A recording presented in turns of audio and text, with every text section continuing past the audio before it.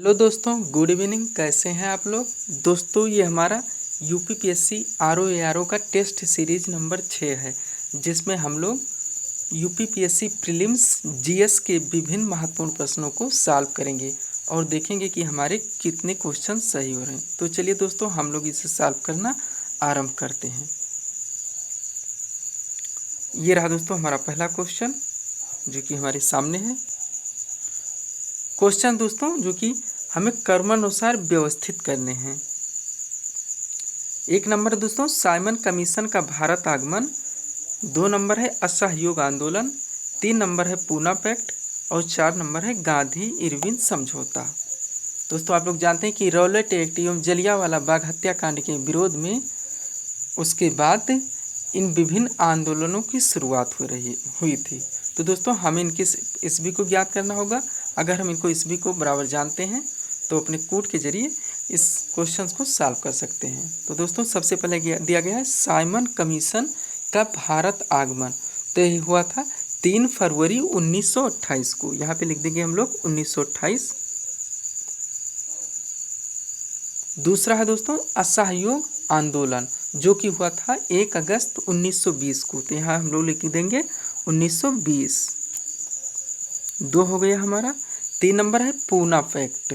Poona pact आप लोग जानते हैं दोस्तों, गांधी और अम्बेडकर के बीच में हुआ था पूना पैक्ट, जो कि 1932 में हुआ था। कब? 1932 में।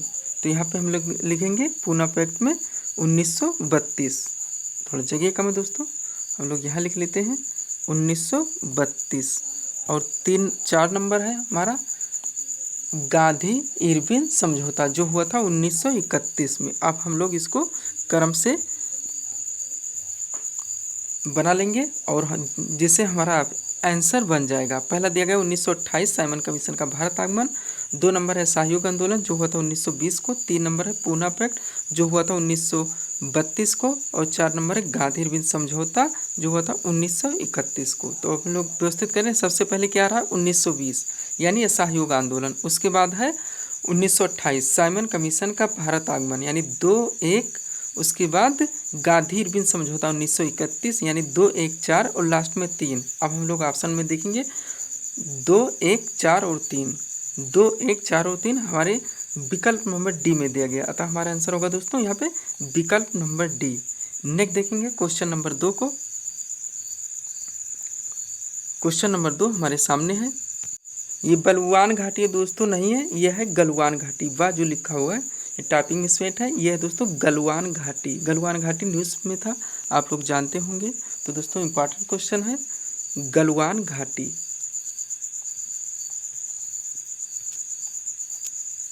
तो क्वेश्चन है दोस्तों, गलवान घाटी का निर्माण करने वाली गलवा नदी भारत के किस क्षेत्र में बहने वाली नदी है? गलवान घाटी का निर्माण करने वाली गलवान नदी है दोस्तों, गलवा नदी नहीं, गलवान नदी। गलवान नदी भारत के किस क्षेत्र में बहने वाली नदी है? ए नंबर है उत्तराखंड, बी है लद्दाख, सी number Himachal Pradesh, D number है उत्तराखंड। बिल्कुल फैक्चुअल क्वेश्चन है दोस्तों, हम लोग इसका सीधा सा आंसर देंगे। गलवान घाटी का निर्माण करने वाली गलवान नदी ये लद्दाख क्षेत्र में बहने वाली नदी है, यानी हमारा आंसर होगा विकल्प नंबर बी। विकल्प नंबर, एक मिनट दोस्तों, विकल्प नंबर बी। थोड़ा इसके डिटेल के बारे में जानने की कोशिश करेंगे।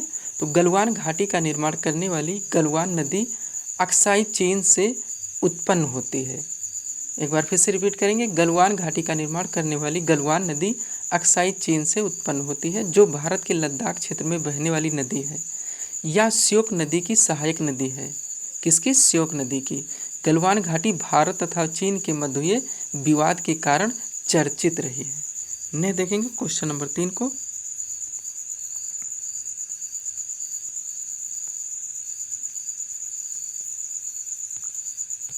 क्वेश्चन नंबर 3 है दोस्तों, निम्न रेगिस्तान के मुख्य स्थानों के अनुसार सही ढंग से मिलाएं। एक तरफ रेगिस्तान दिया गया, एक तरफ उसका लोकेशन यानी स्थान दिया गया दोस्तों। हमें कौन से मरुस्थल कौन से महाद्वीप में पड़ता है, इस क्रम से इसको मिलाने हैं। ये नंबर है कालाहारी जिसके सामने दक्षिण अमेरिका दिया गया है। बी नंबर अटाकामा जिसके सामने ऑस्ट्रेलिया दिया गया है। सी नंबर थार का मरुस्थल है जिसके सामने अफ्रीका दिया गया है। और डी नंबर है ग्रेट विक्टोरिया मरुस्थल जिसके सामने एशिया दिया गया है। नीचे हमारा कोट है, विकल्प है, हमें दोस्तों क्रम से इनको मिलाने हैं। कौन से रेगिस्तान किस महाद्वीप में पड़ते हैं? तो चलिए दोस्तों हम लोग इसको मिलाने की कोशिश करते हैं। सबसे पहले दोस्तों हमारा ये नंबर में कालाहारी, ये नंबर में क्या दोस्तों? कालाहारी। हमें बताएं दोस्तों कि कालाहारी मरुस्थल किस महाद्वीप में पड़ता है? तो दोस्तों बार बार आप पढ़ते चले आए होंगे, कालाहारी मरुस्थल हमारा पड़ता है अफ्रीका महाद्वीप में, अफ्रीका महाद्वीप में। नेक्स्ट है दोस्तों अटाकामा। अटाकामा कहाँ पे पड़ता है दोस्तों? तो पड़ता है दक्षिण अमेरिका में। अटाकामा का मरुस्थल, पेंटागोनिया का मरुस्थल किस महाद्वीप में पड़ता है? दक्षिण अफ्रीका में। कालाहारी कहाँ पे पड़ता है? अफ्रीका में। हमारे दो विकल्प मिल चुके हैं दोस्तों, ये भी थोड़ा हम लोग आंसर की तरफ रुख करेंगे और अपने एलिमिनेशन पद्धति को अपनाएंगे। देखेंगे कि हमारे क्वेश्चन दोस्तों दो विकल्प से ही लग जाते हैं, ये हमें और मिलाने हैं। दोस्तों एग्जाम हाल में समय कम रहता है, इसलिए हमें तुरंत जैसे ही एक क्वेश्चन मिलता है हम लोग तुरंत आंसर में अपने उस कोड को मिलाने की कोशिश करते हैं ताकि हम ईजी तरह से आंसर तक पहुँच सकें। तो ये में दोस्तों कालाहारी है जिसका ये का 3 आ रहा है, और बी में अटाकामा है जिसका दक्षिण अमेरिका है जो कि 1 नंबर में दिया गया है। तो ये का 3 और बी का 1 विकल्प में देखेंगे, ये का 3 और बी का 1 हमारे डी नंबर में विकल्प में मिल रहा है दोस्तों। हमारा आंसर मिल चुका है, लेकिन हमारे दो जो और कोट है दोस्तों हम लोग उनको भी मिलाएंगे क्योंकि एग्जाम हाल में कैसे भी क्वेश्चन पूछे जाते हैं। तीसरा थार का मरुस्थल। थार का मरुस्थल किस में है दोस्तों? तो यह है एशिया महाद्वीप में। और लास्ट है दोस्तों ग्रेट विक्टोरिया का मरुस्थल जो है ऑस्ट्रेलिया में। ग्रेट से शब्द से दोस्तों जो भी मरुस्थल हैं ऑस्ट्रेलिया महाद्वीप में पाए जाते हैं, इतना आप जान सकते हैं। तो कालाहारी हमारा अफ्रीका, अटाकामा दक्षिण अमेरिका, थार का मरुस्थल एशिया और ग्रेट विक्टोरिया ऑस्ट्रेलिया, यानी 3-1-4-2 3-1-4-2 हमारे विकल्प नंबर डी में है। अतः हमारा आंसर होगा दोस्तों यहाँ पे विकल्प नंबर डी। नहीं देखेंगे दोस्तों क्वेश्चन नंबर 4 को। क्वेश्चन नंबर 4 दोस्तों बिल्कुल फैक्चुअल दिया गया है। क्वेश्चन है विश्व में सर्वाधिक लंबी समुद्र तट रेखा वाला देश हमें बताना है। विश्व में सर्वाधिक लंबी समुद्र तट रेखा वाला देश कौन सा है? ये में कनाडा दिया गया है, बी में चीन, सी में अमेरिका और डी में भारत। तो सबसे लंबी तट रेखा वाला देश कौन सा है? वह है दोस्तों कनाडा, यानी हमारा आंसर होगा यहाँ पे विकल्प नंबर ये। और भारत में कौन सा है दोस्तों? तो वह है गुजरात, सबसे लंबी तट रेखा वाला राज्य। इसके बारे में थोड़ा और डिटेल जानेंगे। आंसर हमें मिल चुका है। कनाडा विश्व में सर्वाधिक लंबी समुद्री तट रेखा वाला देश है। कनाडा की राजधानी ओटावा है जो सेंट लॉरेंस नदी के किनारे या तट पर स्थित है। नहीं देखेंगे क्वेश्चन नंबर 5 को। क्वेश्चन नंबर 5 दोस्तों बिल्कुल फैक्चुअल क्वेश्चन ये भी है, लेकिन इंपॉर्टेंट क्वेश्चन है दोस्तों। क्वेश्चन है तमिलनाडु में जाड़ो, ये जाड़ो है दोस्तों, जाटो नहीं जाड़ो में है, जाड़ो। तमिलनाडु में जाड़ों में वर्षा क्यों होती है या वर्षा होने का कारण बताना है। ये नंबर उत्तर पूर्वी मानसून से, बी नंबर है हमारा बंगाल की खाड़ी से उठे तूफान से, सी नंबर दक्षिण पूर्व मानसून से, डी नंबर है दक्षिणी एशिया मानसून से। दोस्तों तमिलनाडु में जाड़े की ऋतु में वर्षा होने का कारण है उत्तरी पूर्वी मानसून से, यानी हमारा आंसर होगा यहाँ पे विकल्प नंबर ये। इसके बारे में थोड़ा डिटेल बात करेंगे। तो तमिलनाडु में जाड़ों में वर्षा का कारण लौटते मानसून की पौने हैं, जिसे हम लोग उत्तर पूर्वी मानसून के नाम से जानते हैं, जो उत्तरी पूर्वी दिशा में चलती है तथा बंगाल की खाड़ी से नमी प्राप्त कर लेती है। नेक्स्ट देखेंगे हम लोग क्वेश्चन नंबर 6 को। क्वेश्चन नंबर 6 दोस्तों इकोनॉमी का क्वेश्चन है। आप लोग जानते हैं आपके सिलेबस में इकोनॉमी दिया गया है, दोस्तों यहाँ से भी क्वेश्चन हमें सॉल्व करने जरूरी हैं। तो क्वेश्चन दोस्तों किस दर पर भारतीय रिजर्व बैंक, कौन सा बैंक? भारतीय रिजर्व बैंक यानी आरबीआई वाणिज्यिक बैंकों से धन उधार लेता है। दोस्तों धन उधार लेता है यहाँ पे पूछा गया, आप ध्यान दीजिएगा। रिजर्व बैंक किस दर पर वाणिज्यिक बैंकों से धन उधार लेता है? ये बैंक दर, बी है दोस्तों रेपो दर, सी है रिवर्स रेपो रेट दर और डी है सांविधिक तरलता दर। हमें बताना दोस्तों किस दर पर रिजर्व बैंक वाणिज्यिक बैंकों से कर्ज उधार लेता है। तो हमारा आंसर होगा दोस्तों यहाँ पे रिवर्स रेपो रेट दर पर। कौन से दर पर? रिवर्स रेपो रेट दर पर। और जो देता है वो रेपो रेट दर पर देता है। आप ध्यान दीजिएगा दोस्तों, वाणिज्यिक बैंक को जो आरबीआई यानी रिजर्व बैंक कर्ज देता है वो रेपो रेट दर पर देता है, और जो लेता है दोस्तों वो रिवर्स रेपो रेट दर पर लेता है। थोड़ा इसके बारे में और बात करेंगे। तो रिवर्स रेपो रेट दर वह दर है जिस पर भारतीय रिजर्व बैंक वाणिज्यिक बैंकों से धन उधार लेता है। जब कभी बैंकों के पास दिन भर के कामकाज के बाद बड़ी रकम बची रह जाती है, वह उस रकम को रिजर्व बैंक में रख देते हैं, जिस पर आरबीआई उन्हें ब्याज दिया करता है। ब्याज की यह दर ही रिवर्स रेपो रेट दर कहलाती है। नेक्स्ट देखेंगे क्वेश्चन नंबर 7 को। क्वेश्चन नंबर 7 है मिली जुली खेती से तात्पर्य बताना है। तो बिल्कुल फैक्चुअल क्वेश्चन है दोस्तों। मिली जुली खेती का मतलब होता है पशुपालन और कृषि साथ में करना, यानी विकल्प हमारा डी होगा यहाँ पे आंसर। मिली जुली खेती से तात्पर्य है पशुपालन और कृषि साथ में करना। नहीं देखेंगे क्वेश्चन नंबर 8 को। 8 नंबर क्वेश्चन हमारे सामने हमें बताने हैं दोस्तों हवाला क्या है। हवाला क्या है? तो यह है दोस्तों विदेशी मुद्रा का अवैध कारोबार, यानी विकल्प नंबर डी। बिल्कुल फैक्चुअल क्वेश्चन है। हवाला क्या है? बिल्कुल इंपॉर्टेंट क्वेश्चन दोस्तों। तो विदेशी मुद्रा का अवैध कारोबार, थोड़ा इसके बारे में बात करेंगे। तो हवाला विदेशी मुद्रा का अवैध कारोबार है, ये हमारा आंसर है दोस्तों। हवाला के अंतर्गत अनाधिकृत रूप से एक देश से दूसरे देश में विदेशी विनिमय किया जाता है, अर्थात हवाला विदेशी मुद्रा का एक स्थान से दूसरे स्थान पर गैरकानूनी रूप से हस्तांतरण है। नेक्स्ट देखेंगे क्वेश्चन नंबर 9 को। क्वेश्चन है हमारा 3 स्तरीय पंचायती राज तंत्र में शामिल है। 3 स्तरीय दोस्तों जो हमारी पंचायत काम करती है, ग्राम पंचायत है दोस्तों, उसमें कौन कौन से आते हैं ये हमें बताना है। तो दोस्तों हमारा आंसर है यहाँ पे ग्राम पंचायत, ब्लॉक अथवा पंचायत समिति और जिला परिषद, यानी विकल्प नंबर सी। ग्राम पंचायत, ब्लॉक अथवा पंचायत समिति और जिला परिषद। इसके बारे में थोड़ा और बात करेंगे क्योंकि दोस्तों इंपॉर्टेंट क्वेश्चन है। तो संविधान के 73वें संशोधन अधिनियम 1992, कौन से 1992, 73वें संविधान संशोधन अधिनियम 24 अप्रैल 1993 से लागू हुआ था, द्वारा भारत में 3 स्तरीय पंचायती राज व्यवस्था की स्थापना की गई थी। ये ग्राम यानी ग्राम पंचायत, ब्लॉक स्तर पर और जिला स्तर पर स्थापित की गई थी। क्रमशः इसको देखेंगे तो ग्राम पंचायत जो हमारा दोस्तों सी नंबर आंसर है, ब्लॉक अथवा पंचायत समिति और जिला पंचायत यानी 3 स्तर की व्यवस्था की स्थापना की गई थी। नहीं देखेंगे क्वेश्चन नंबर 10 को। क्वेश्चन नंबर 10 है हमारा निम्नलिखित में से किस समिति ने द्विस्तरीय पंचायतों के गठन का सुझाव दिया था। अभी हम लोग जो पढ़े हैं दोस्तों 3 स्तरीय, ग्राम पंचायत, ब्लॉक अथवा पंचायत समिति और जिला परिषद। इसके बारे में थोड़ा डिटेल बात किए थे दोस्तों। ये किस समिति के अनुसार हुआ था? तो ये बलवंत राय मेहता समिति के आधार पर हुआ था दोस्तों, जो हमारे विकल्प ई में दिया गया है। लेकिन हमें यहाँ द्विस्तरीय का बताना है दोस्तों, तो उसका आंसर निकालेंगे। ये बेसिक के लिए दोस्तों उसी क्वेश्चन से रिलेटेड था, क्योंकि बलवंत राय मेहता समिति की संस्तुतियों के आधार पर ही 3 स्तरीय पंचायत का गठन किया गया था। लेकिन अब इसको हटाते हैं दोस्तों, हम लोग इस क्वेश्चन को सॉल्व करेंगे जिसमें हमें द्विस्तरीय पंचायतों के गठन का सुझाव किसने दिया था ये बताना है। तो ये थे दोस्तों अशोक मेहता समिति 1977, यानी हमारा आंसर होगा विकल्प नंबर डी। थोड़ा इसके बारे में डिटेल में बात करेंगे।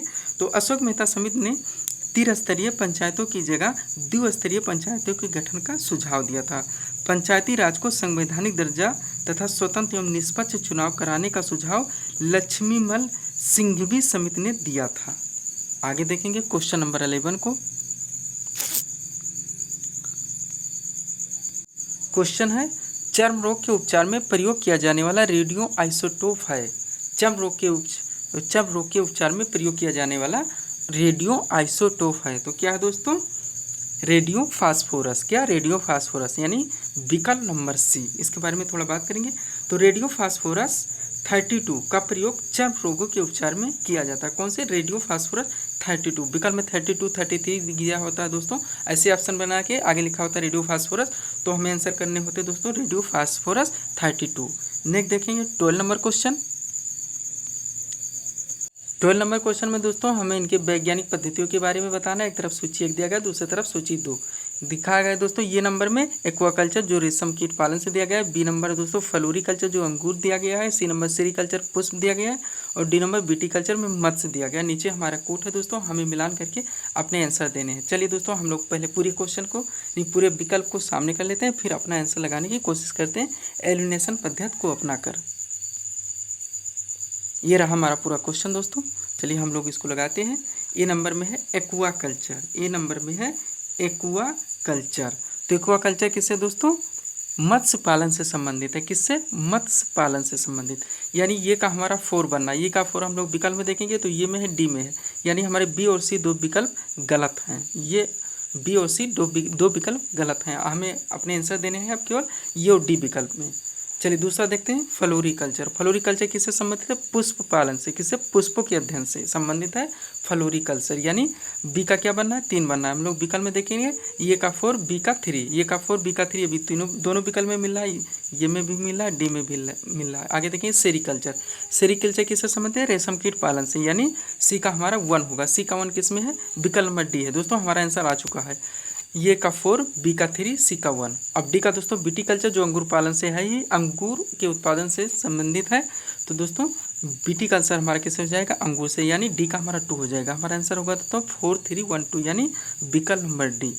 इस तरह से दोस्तों हम लोग एलिमिनेशन पद्धति को अपनाकर इस तरह के क्वेश्चंस को ईजी तरह से सॉल्व कर सकते हैं। नहीं देखेंगे क्वेश्चन नंबर 13 को। 13 नंबर क्वेश्चन है दोस्तों, बिल्कुल फैक्चुअल क्वेश्चन। निम्नलिखित में कौन बायोडीजल पौधा है? बायोडीजल पौधा तो दोस्तों है जावा घास या जेटरोफा कर्कस। यानी विकल्प नंबर ये हमारा आंसर है दोस्तों, जावा घास या जेटरोफा कर्कस। इसे बायोडीजल पौधा के नाम से जाना जाता है। नहीं देखेंगे क्वेश्चन नंबर 14 को।